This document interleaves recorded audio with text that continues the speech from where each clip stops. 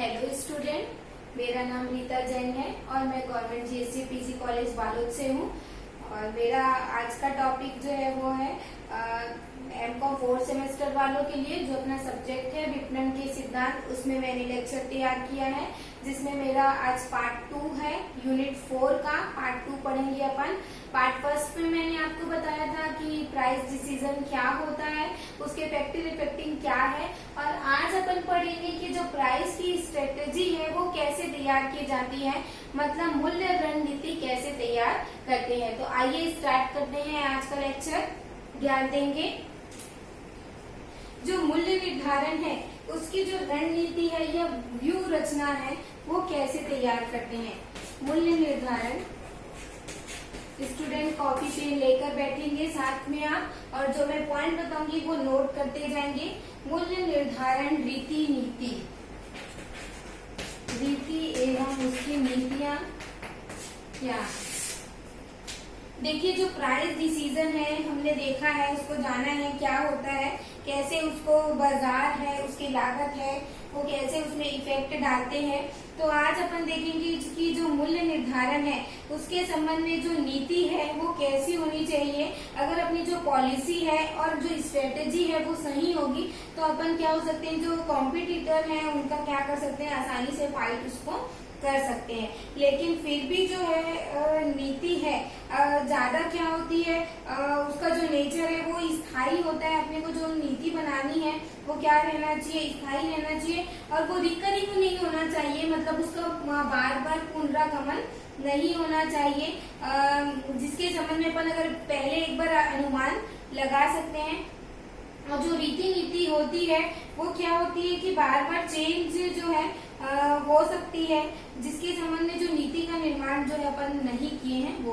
तो जैसे मान लो उदाहरण के लिए मैं बताऊं कि कोई एक फर्म है ना, वो बाजार में अगर प्रवेश कर रही है तो उसे क्या करना पड़ेगा, वहाँ की जो स्थिति है, नई स्थिति है, उससे क्या करना पड़ेगा, सामना करना पड़ेगा।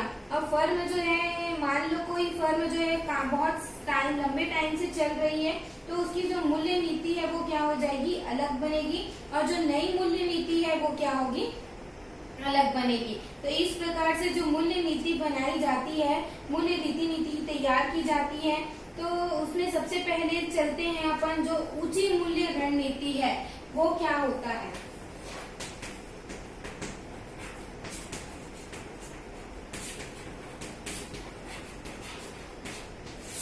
ऊंची मूल्य रणनीति मतलब ये होता है, ये जो ऊंची रणनीति जो बनाई जाती है मूल्य की, ये मलाई उतारने के लिए बनाई जाती है।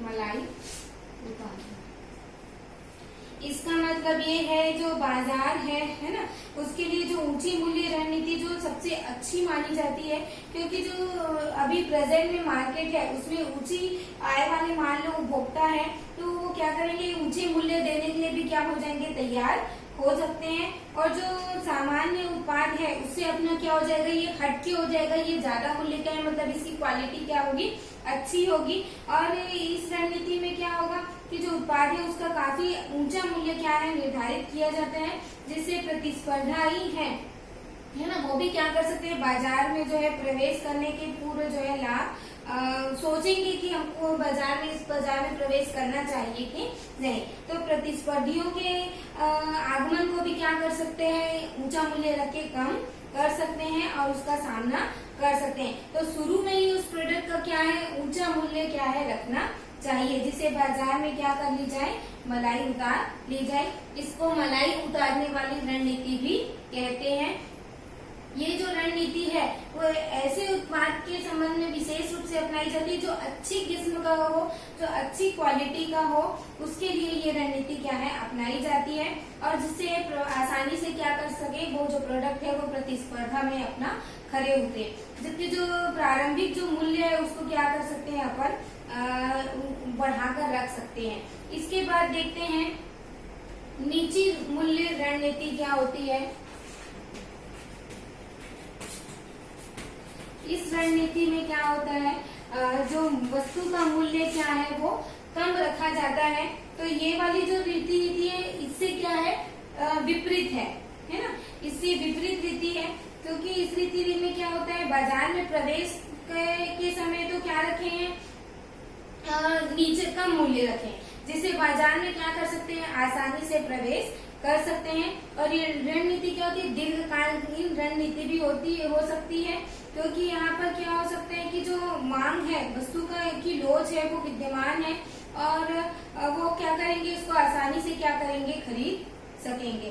तो इस प्रकार से दो प्रकार से क्या है, वस्तु का जो मूल्य निर्धारण किया जाता है, या तो एक ऊंचा मूल्य रखा जाएगा और या तो एक नीचा मूल्य। तो ऊंचा मूल्य बाजार में मलाई उतारने के लिए किया जाता है, प्रतिस्पर्धा का सामना करने के लिए, और जो नीचा मूल्य है वो बाजार में क्या है, आसानी से प्रवेश किया जा सके, उसके लिए ये नीची रणनीति अपनाई जाती है। अब अपन देखते हैं कि जो मूल्य की नीतियां हैं वो क्या होती है, पॉलिसी क्या है। ये तो मैंने आपको उसकी स्ट्रेटेजी बताया। मूल्य नीति, मूल्य नीतियां या अपन प्राइस पॉलिसी बोल सकते हैं। ये जो प्राइस पॉलिसी है, इसका मतलब ये है कि जो संस्था है, व्यापारिक संस्था है, वो अपने उत्पाद का मूल्य क्या करेगी, या कीमत तय करना। सबसे महत्वपूर्ण काम है वस्तु का क्या करना, कीमत तय करना, क्योंकि इसी के आधार पर ही क्या है, हमारा लाभ और हानि क्या होता है, निर्धारित होता है। क्योंकि ज्यादा मूल्य रखेंगे तो लाभ क्या होगा, कम होगा, कम मूल्य रखेंगे तो भी क्या हो सकता है, हानि होने की संभावना हो सकती है। तो मूल्य नीति किसके द्वारा किया जाता है, एक जो अच्छा प्रबंधक है वही क्या करता है, अच्छी मूल्य नीति बना सकता है। जो प्रोडक्ट है ना, उसका एक अच्छा मूल्य तैयार किया जाना क्या है, जरूरी है, ताकि उसका सफलतापूर्वक क्या कर सके, माल को क्या कर सके, बेच सके और अधिक से अधिक लाभ कमा सके। अब जब मूल्य नीति बना रहे हैं तो उसमें मूल्य नीति जो बनेगी वो अलग अलग प्रकार की हो सकती है। ये मूल्य नीति आगे समझ में आपको क्या होता है। अब देखते हैं मूल्य नीति के प्रकार। जो मूल्य नीति बनाई जाएगी वो किस प्रकार से होगी, उसके प्रकार है। पहला होगा जो मूल्य नीति है उसका प्रतिस्पर्धी उत्पादों के समान मूल्य निर्धारण। प्रतिस्पर्धी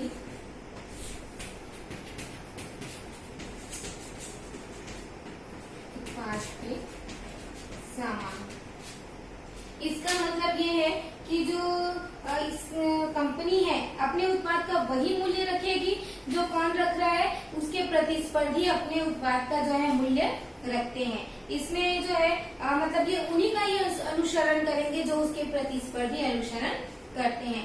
ऐसी कंपनी जो है मूल्य को प्रतिस्पर्धी को एक मतलब शस्त्र के रूप में मानती, जो प्रतिस्पर्धी मूल्य रखेंगे वही मूल्य क्या करेंगे, हम भी उसका रखेंगे, ताकि प्रतिस्पर्धा में क्या खड़े हो सके, वो टिक सके, उसका मुकाबला कर सके।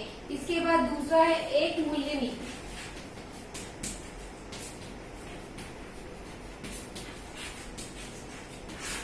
एक मूल्य नीति का मतलब ये है, इसमें क्या होते हैं, सभी जो क्रेता है वो एक ही मात्रा क्रय की जाने के लिए एक ही मूल्य क्या करते हैं, सभी लोगों से वसूल करते हैं। एक बार जो मूल्य निर्धारित कर देते हैं वो लंबे समय तक क्या है, वही मूल्य चलते रहते हैं।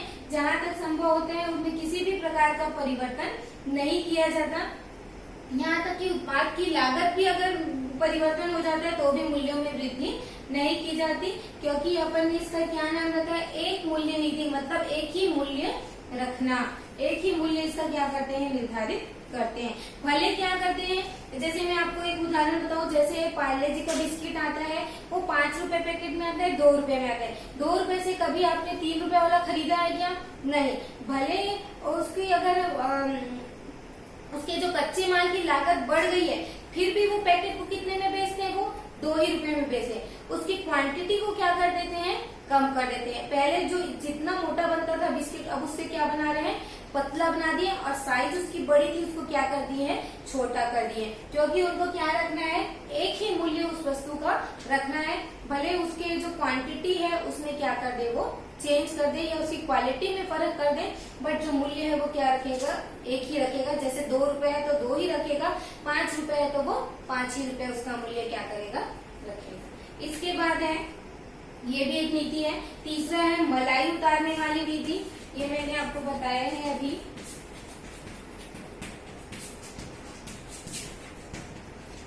मलाई उतारने वाली रणनीति नीति मतलब ये है, इसमें क्या करते हैं, उत्पाद का मूल्य क्या करते हैं, अधिक रखकर अधिक से अधिक लाभ कमाने का क्या करते हैं, प्रयास करते हैं, क्योंकि इसमें व्यवसायिक क्या हो जाता है, एकाधिकार हो जाता है, हमारा रेट ज्यादा है इस टाइप से।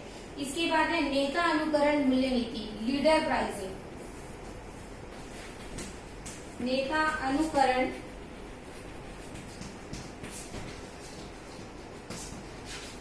मूल्य, इसका मतलब ये है कि जो संस्था है ना, उसमें उत्पादों का मूल्य जो है प्रतिस्पर्धी जो है ख्याति प्राप्त जो संस्था है उसके उत्पादों के मूल्य के समान क्या करते हैं, रखते हैं। मतलब जो लागत पर आधारित न होकर कि किसका अनुकरण करते हैं, वो लीडर का अनुकरण करते हैं। फिर इकाई मूल्य नीति,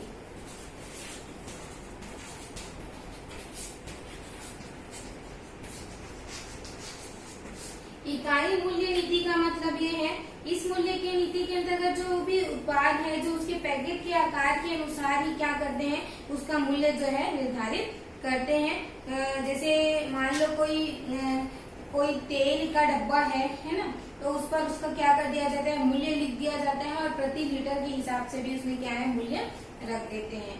इसके बाद है प्रतिष्ठा मूल्य निर्धारण नीति, प्रतिष्ठा मूल्य निर्धारण नीति। इसका मतलब ये है जो अन्य प्रतिस्पर्धी है ना, और जो उसकी स्थापन वस्तु की तुलना में क्या करते हैं, ऊंचा मूल्य रखते हैं। ये भी मलाई उतारने वाली रणनीति के समान ही है, लेकिन इसमें क्या होता है कि जो वस्तु है वो अन्य प्रतिस्पर्धी की तुलना में क्या करते हैं, उसको भिन्न करते हैं, उसमें दूसरा टाइप से करते हैं। उसके बाद है ललचाने वाली मूल्य नीति।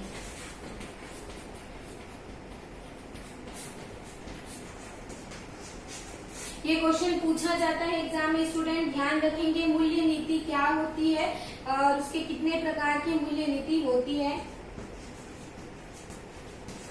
ललचाने वाली मूल्य नीति मतलब ये है, ये वो नीति है जिसके अंदर क्या है, जो प्रोडक्ट है ना, उसका निर्माण किया जाता है और एक उत्पाद का कम और दूसरे उत्पाद का क्या करते हैं, अधिक मूल्य रखते हैं। क्योंकि इसके अंतर्गत क्या होता है कि सबसे पहले ग्राहक को कम मूल्य वाला प्रोडक्ट दिखाया जाता है, उसके बाद जो है उसकी कमी को बताते हुए क्या करते हैं, अधिक मूल्य वाला प्रोडक्ट जो है ग्राहक को दिखाते हैं। तो इस प्रकार से जो है अधिक मूल्य वाला जो प्रोडक्ट है उसको खरीदने के लिए क्या हो जाता है, वो प्रेरित हो जाता है, क्योंकि जो कम मूल्य वाला है वो अच्छी किस्म का नहीं होता है। तो इस प्रकार से जो है ललचाने वाली नीति है, इसमें क्या करके उनको लालच दिखा करके उसको जो है बेचा जाता है।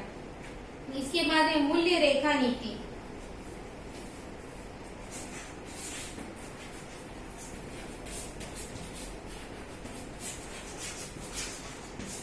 मूल्य रेखा नीति मतलब ये हुआ कि जो एक फर्म है वो बहुत अलग अलग उत्पाद के क्या मूल्य के क्या करती है, प्रोडक्ट को तैयार करती है। जैसे कोई चप्पल बनाने वाली कंपनी है तो स्टार्टिंग से लेकर के जैसे मान लो 40 रुपए, 45 रुपए, 50 रुपए, 60 रुपए, 65 रुपए, 70, 80, 90 इस तरीके से क्या करती है, अपने ग्राहकों को आकर्षित करने के लिए अलग अलग प्रकार की जो है मूल्य का क्या करती है, प्रोडक्ट बनाती है। इसके बाद है विषम मूल्य निर्धारण नीति। विषम मतलब ऑड फिगर।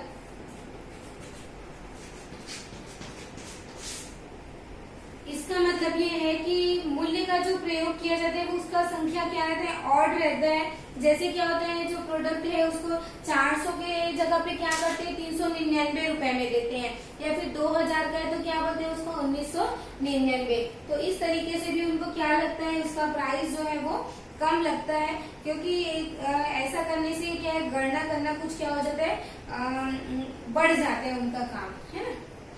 इसके बाद है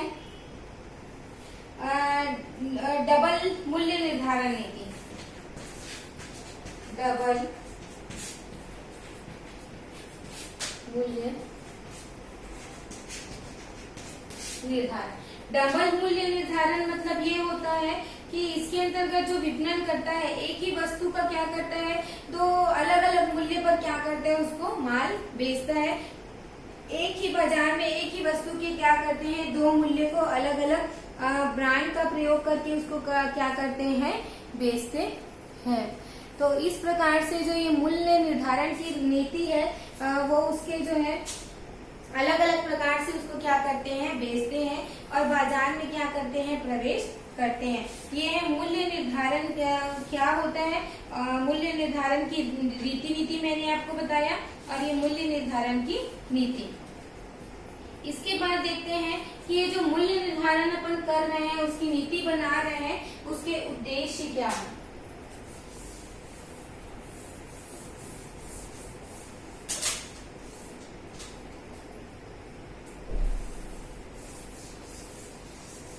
मूल्य नीति जो बना रहे हैं उसके उद्देश्य क्या है, ये जो बनाया जा रहा है उसके ऑब्जेक्टिव क्या है, क्यों रणनीति बनाई जा रही है। तो सबसे पहला जो है रणनीति है, मूल्यों को क्या करना, स्थिर करना। मूल्यों को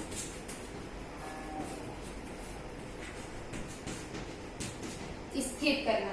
जो रणनीति बनाई जा रही है वो क्या करती है, मूल्य निर्धारण करने के लिए मूल्यों को क्या करती है, स्थिर करती है। मतलब उनका उद्देश्य क्या रहता है कि कीमत को क्या करना, उसका स्थिर बनाए रखना। मूल्य स्थिरता ही मतलब इनको एक प्रतिफल के रूप में मिलता है। उनका उद्देश्य होता है कि जहाँ कोई लीडर है ना, वहाँ पर क्या करना, मूल्यों में क्या करना, स्थिरता लाना, ताकि जो मांग है वो क्या हो सके, उसकी बढ़ सके।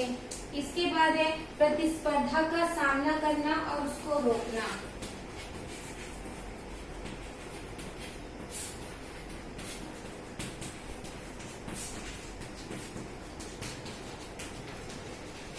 सामना करने के लिए भी और रोकने के लिए भी जो मूल्य निर्धारण किया जाएगा, जो मतलब जो बड़ी हो चाहे छोटी कंपनी हो, प्रतिस्पर्धा का सामना करने के लिए और उसके रोकने के उद्देश्य से भी अपने वस्तुओं का मूल्य क्या है, निर्धारण करती है। तो ऐसे स्थानों में क्या है, वो क्या करते हैं, नेता अनुकरण नीति मैंने जो आपको बताया था उसके आधार पर क्या है, अपने मूल्य को क्या करती है, वो निर्धारण करती है, ताकि वो जैसा मूल्य रखे हम भी वैसा मूल्य रखें और आसानी से उसका सामना कर सके और प्रतिस्पर्धा को रोक सके। इसके बाद इनका उद्देश्य होता है लाभों को अधिकतम करना।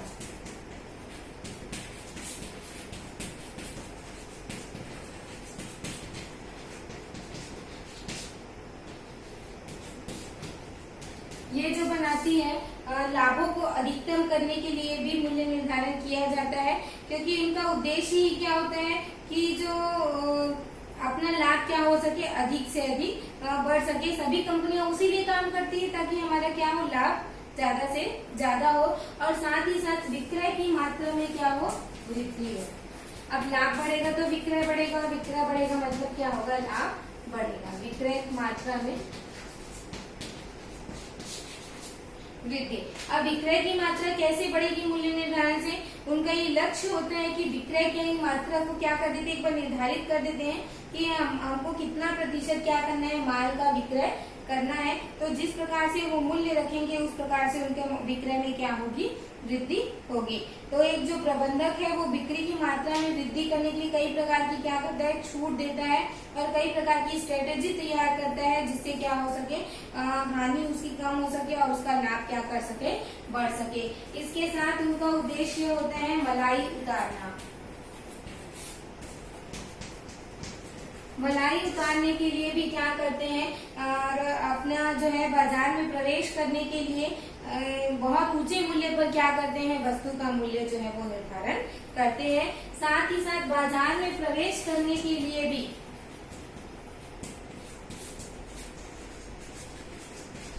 बाजार में प्रवेश करने के लिए भी वो है क्या है, अपना नया प्रवेश करने के लिए भी मूल्य निर्धारण किया जाता है, ताकि वस्तु की मांग जो है वो बाजार में क्या हो सके, आसानी से अपना जो है वो प्रवेश कर सके। तो ये था मूल्य निर्धारण कैसे किया जाता है और उसकी क्या होती है, रणनीतियां कैसी होती है। तो आज का ये जो लेक्चर है इसमें इसमें मैंने आपको बताया है कि मूल्य रणनीति क्या होती है और मूल्य नीतियां क्या होती है, कितने प्रकार की नीतियां होती है।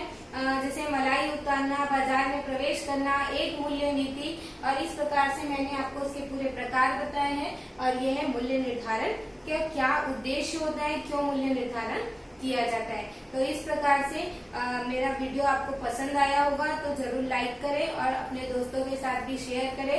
अगर कोई भी आपको इसमें लेक्चर में दिक्कत जाती है तो मुझे जरूर कमेंट करेंगे, ताकि मैं उसको क्या कर सकूं, उन दिक्कतों को आपका दूर कर सकूं। और अगर आपको किसी भी टॉपिक पर लेक्चर चाहिए होगा तो मुझे जरूर कमेंट करेंगे। Thank you.